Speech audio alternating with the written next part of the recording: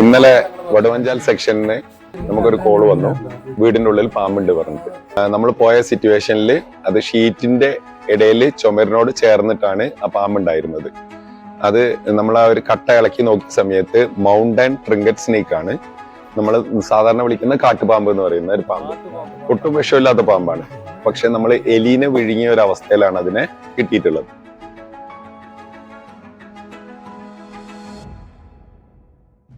Mountain trinket സ്നേക്കിന്റെ കാട്ടുപാമ്പ് എന്നറിയപ്പെടുന്ന അതിന്റെ ഒരു പ്രത്യേകത എന്ന് പറയുന്നത്, അത് ഒരു അപകടാവസ്ഥ മുന്നിൽ കണ്ടു കഴിഞ്ഞാൽ ഒരു സ്പ്രിങ് പോലെ നിന്നിട്ട് ചാടി കടിക്കാൻ വരും. പിന്നെ അതിനൊരു ചെറിയ ബ്ലാക്കും വൈറ്റും കൂടിയുള്ള ലൈൻസും കൂടി കണ്ടാൽ ആൾക്കാർ തെറ്റിദ്ധരിക്കും ഭയങ്കര വിഷമുള്ള ഒരു പാമ്പാണെന്ന് വിചാരിച്ചു.